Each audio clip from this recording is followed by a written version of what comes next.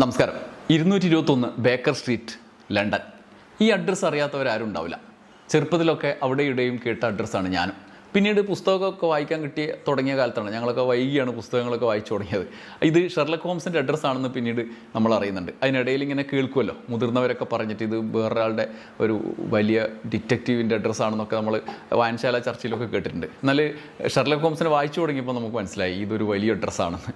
അത് കഴിഞ്ഞ് കുറേ കൂടി വായിച്ചപ്പോൾ ആർതർ കോനൻ ഡോയിൽ സൃഷ്ടിച്ച കഥാപാത്രത്തിൻ്റെ അഡ്രസ്സാണെന്ന് കൃത്യമായി മനസ്സിൽ പതിഞ്ഞപ്പോൾ ആ ലോകം ശരിക്കുള്ളതാണ് എന്ന് വിശ്വസിച്ച അത്ഭുതകരമായ ആ കഥയെക്കുറിച്ച് ആലോചിച്ച് വിസ്മയിച്ചിട്ടുണ്ട്.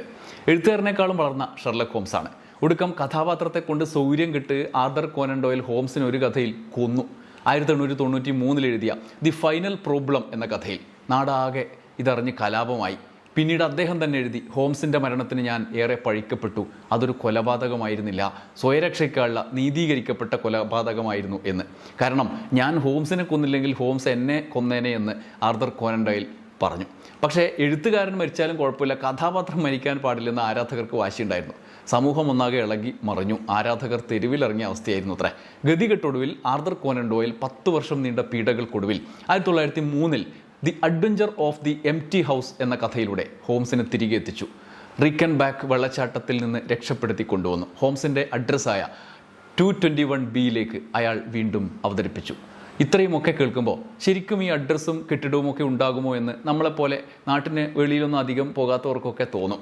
എന്നാൽ ഇപ്പോൾ ആ സാങ്കല്പിക അഡ്രസ്സും ഹോംസിൻ്റെ ചരിത്രവും തൊപ്പി മുതൽ പേന വരെയും സൂക്ഷിച്ച ഒരു മ്യൂസിയമുണ്ട് ലണ്ടനിൽ. അവിടെ പോകുന്നത് നല്ല അനുഭവമായിരിക്കും. അങ്ങനെ പോയവരുടെ കഥകൾ വായിക്കാനും എനിക്കിഷ്ടമാണ്. കഴിഞ്ഞ ദിവസം അങ്ങനെ ഒരു പോക്കിലുണ്ടായ തോന്നലുകൾ അനുഭവമാക്കി എഴുതിയ പുസ്തകം വായിച്ചു.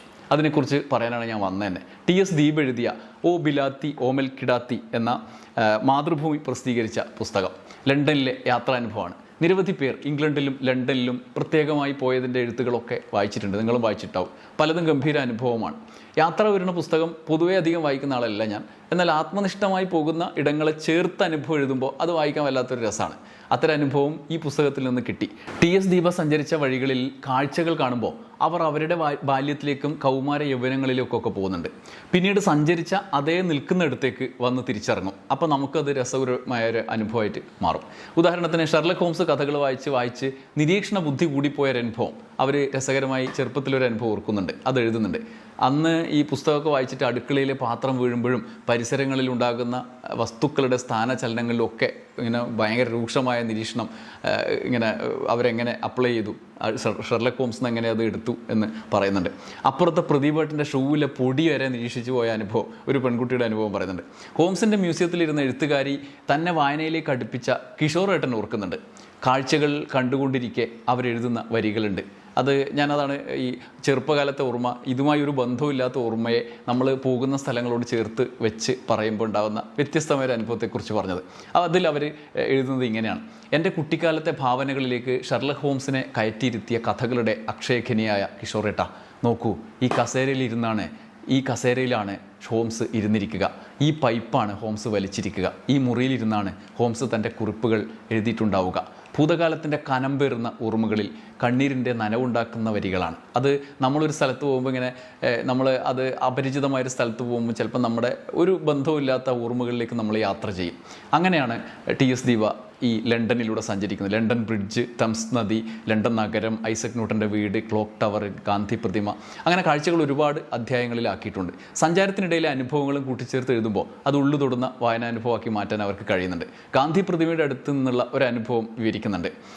അതിങ്ങനെയാണ്: ഒരു വിദേശി 5 or 6 വയസ്സുള്ള തൻ്റെ മകനെ ഗാന്ധിജിയെ പരിചയപ്പെടുത്തി കൊടുക്കുന്നത് ശ്രദ്ധിച്ചു. He is the man who taught the world that peace is more powerful than any empire എന്ന്. ലോകത്തിലെ ഏതൊരു സാമ്രാജ്യത്തെക്കാളും ശക്തി സമാധാനത്തിനാണെന്ന് പഠിപ്പിച്ച മനുഷ്യനാണ് ഗാന്ധിജി എന്ന് പറഞ്ഞു കേട്ടപ്പോൾ ഉറക്കെ വിളിച്ചു പറയാൻ തോന്നി. നോക്കൂ, ഈ മനുഷ്യൻ്റെ നാട്ടിൽ നിന്നാണ് ഞാൻ വരുന്നത് എന്ന് വിളിച്ചു പറയാൻ തോന്നി എന്ന്. അതുപോലെ മറ്റൊരു കാഴ്ചയും ലണ്ടനിലെ കാലത്തിൻ്റെ നീതിയായി ഇരിപ്പുണ്ട്. അത് കാൾ മാർക്സിൻ്റെ ശവകുടീരാണ്. മാർക്സിൻ്റെ വീട് എന്ന K. ബാലകൃഷ്ണൻ്റെ പുസ്തകത്തിൽ സമഗ്രമായൊരു അനുഭവം കിട്ടിയത് ഞാൻ ഇത് വായിച്ചപ്പോൾ ഓർത്തു. ആ പുസ്തകം നിങ്ങളും വായിക്കേണ്ടതാണ് കിട്ടിയാൽ. ഇവിടെ TS ദീപയുടെ യാത്രയിൽ അവരെ വിസ്മയിപ്പിച്ച ആ ശവകുടീരം സ്ഥിതി ചെയ്യുന്ന ഹൈഗേറ്റ് സെമിത്തേരിയുടെ പ്രത്യേകതയാണ് വിവരിക്കുന്നത്. 1883 വെറും 13 പേർ മാത്രം പങ്കെടുത്ത സംസ്കാര ചടങ്ങായിരുന്നു മാർക്സിൻ്റേത്. ഇന്ന് ലോകം അദ്ദേഹത്തെ നൂറ്റാണ്ടുകളുടെ മഹാനായി കണക്കാക്കുമ്പോൾ ജീവിച്ചിരുന്ന കാലത്ത് എങ്ങനെ സ്വീകരിച്ചു എന്നോർത്താൽ അന്തിച്ചു പോകും. എന്നാൽ മരണാനന്തരം അദ്ദേഹത്തെ അടക്കിയ സെമിത്തേരിയിലെ കാഴ്ച ഒരു കാലത്തിൻ്റെ ഒരു പ്രതികാരം കൂടിയാവുന്നുണ്ട്. ടി.എസ്. ദീപ എഴുതുന്നുണ്ട്, ഇങ്ങനെയാണ് അവർ പറയുന്നത്: ഹൈഗേറ്റിലെ ഏറ്റവും അർത്ഥവത്തായ ദൃശ്യം കാൾമാർക്സിൻ്റെയും ഹെർബർട്ട് സ്പെൻസറുടെയും ശവകുടീരങ്ങൾ തമ്മിലുള്ള നിശബ്ദ സംവാദമാണ്. തൻ്റെ കാലഘട്ടത്തിൽ അരിസ്റ്റോട്ടലിന് തുല്യനായി വാഴ്ത്തപ്പെടുകയും അധികാരശക്തികളുടെ പ്രിയങ്കരനാവുകയും ചെയ്തിരുന്ന സ്പെൻസർ ഇന്ന് ഹൈഗേറ്റിൽ വിസ്മൃതിയുടെ നിഴലിലാണ്. ചരിത്രത്തിൻ്റെ വിരോധാഭാസം പോലെ മാർക്സിൻ്റെ നിശിതമായ വിമർശകനായ സ്പെൻസറുടെ ശവകുടീരം ഇന്ന് പലരും തിരിച്ചറിയാതെ പോകുന്നു. എന്നാൽ മാർക്സിനെ കാണാൻ ലോകം മുഴുവൻ ഹൈഗേറ്റിലെത്തുകയും ചെയ്യുന്നു. ഇങ്ങനെ ഷെർലക് ഹോംസിൽ തുടങ്ങി ഷേക്സ്പിയറിൽ അവസാനിക്കുന്ന അനുഭവമാണ് ഓ ബിലാത്തി ഓമൽ കിടാത്തി എന്ന പുസ്തകം. ഓരോയിടത്തും ടി.എസ്. ദീപയുടെ ആത്മാനുഭവങ്ങളുടെ അടയാളം കൂടി രേഖപ്പെടുത്തപ്പെടുന്നു. ഒരർത്ഥത്തിൽ ഓരോരുത്തരും ഓരോ സഞ്ചാരിയാണെന്ന് പറയാറുണ്ട്. എല്ലാവരും എഴുതുന്നില്ല എന്നേ ഉള്ളൂ. എന്നാൽ എല്ലാവർക്കും വേണ്ടി ചിലർ എഴുതുന്നു. അങ്ങനെ എഴുതുമ്പോൾ അതൊരു യാത്രക്കുള്ള ടിക്കറ്റ് തന്നെയാകുന്നു. തൻ്റെ യാത്രയെക്കുറിച്ച് അവർ എഴുതുന്ന ഒരു 2 വരി കൂടി, ആമുഖത്തിൽ പറയുന്ന 2 വരി കൂടി ഞാൻ കേൾപ്പിച്ച് ഈ വീഡിയോ അവസാനിപ്പിക്കാം. അവർ പറയുന്നു: തിരിഞ്ഞു നോക്കുമ്പോൾ 15-ാം വയസ്സിൽ തൃശ്ശൂരിൽ നിന്ന് പേരാമംഗലത്തേക്ക് ബസ് മാറിയപ്പോൾ പരിഭ്രമിച്ചു വലഞ്ഞ ഒരു പെൺകുട്ടിയെ ഞാൻ കാണുന്നുണ്ട്. വീട്ടുകാരിൽ നിന്ന് ഒറ്റപ്പെട്ടു പോയെന്നും ലോകം തന്നെ ഉപദ്രവിക്കുമെന്നും കരുതി വിറങ്ങലിച്ചു പോയ ആ അന്തലായിരുന്നു ആദ്യ എഴുത്തിൻ്റെ പിച്ചവക്കൽ. അന്ന് 5-6 കിലോമീറ്ററുകൾക്കപ്പുറം ലോകമില്ല എന്ന് കരുതിയ ആ പെൺകുട്ടി ഇന്ന് ഭൂഖണ്ഡങ്ങൾ താണ്ടി തനിയെ വിമാനം കയറുന്നു. ഇടയ്ക്ക് നിർദ്ദയമായി ചവിട്ടി താഴെയിട്ടാലും ജീവിതം വിചാരിക്കാത്ത ഇടങ്ങളിലേക്ക് അവളെ കൈപിടിച്ച് നടത്തുന്നു. ലഭിച്ചതെല്ലാം ലാഭം മാത്രം എന്നാണ് അവർ പറയുന്നത്. കെ.ആർ. മീര ആമുഖത്തിൽ എഴുതുന്നുണ്ട്: ദീപ ഒരു യാത്രികയല്ല, വംശസ്മൃതിയുടെ ചോദനയാൽ പറക്കാൻ നിർബന്ധിതയായ ദേശാടന പക്ഷിയാണ്. ഓർമ്മയെഴുത്തുകളിൽ നിന്ന് യാത്ര എഴുത്തിലേക്ക് പറക്കുമ്പോൾ ദീപയുടെ ഭാഷ തൂവൽ പോലെ മിനുസമാകുന്നു. വീക്ഷണങ്ങൾ വിഹഗത്തിൻ്റേതാകുന്നു. എല്ലാവർക്കും ഒരേ അർഹതയുള്ള സ്നേഹം പോലെ എല്ലാവർക്കും ഒരേ അവകാശമുള്ള സ്ഥലമോ കാലമോ ഓർമ്മയോ ഇല്ലെന്ന് തന്നെ ബോധ്യപ്പെടുത്താൻ പറന്നുകൊണ്ടേയിരിക്കുന്ന പക്ഷിയാകുന്നു ദീപ. മാതൃഭൂമിയുടെ ഈ പുസ്തകം കേവലം അത്തരത്തിലുള്ള വിശകലനങ്ങൾക്കപ്പുറത്ത് സംഭവങ്ങൾ നിറച്ച പുസ്തകം കൂടിയാണ്. ഓരോ സ്ഥലത്തെയും ബന്ധിപ്പിച്ചിട്ടുള്ള സംഭവങ്ങൾ, കഥകൾ, ഒപ്പം ആത്മനിഷ്ഠമായ ടി.എസ്. ദീപയുടെ അനുഭവങ്ങളും ഇതിനകത്ത് ഉൾപ്പെടുത്തിയിട്ടുണ്ട് എന്നുള്ളതാണ്. രസകരമായ ഒരനുഭവമായി ഈ പുസ്തകം, ഈ ചെറിയ പുസ്തകം മാറും. യാത്ര വിവരണ സ്നേഹികൾക്ക്, പുസ്തകം സഞ്ചാര പുസ്തകങ്ങൾ കൂടുതൽ വായിക്കുന്ന ആളുകൾക്ക് ഒരുപക്ഷെ അങ്ങനെ ഒരു അനുഭവമായി മാറാൻ ഇടയുണ്ട്. എന്തായാലും ഈ പുസ്തകം ഓ ബിലാത്തി ഓമൽ കിനാത്തി പുസ്തകപ്പുഴുവിലൂടെ അവതരിപ്പിക്കുകയാണ്. അടുത്ത പുസ്തകവുമായി അടുത്ത വീഡിയോയിൽ വീണ്ടും വരാം. നന്ദി, നമസ്കാരം.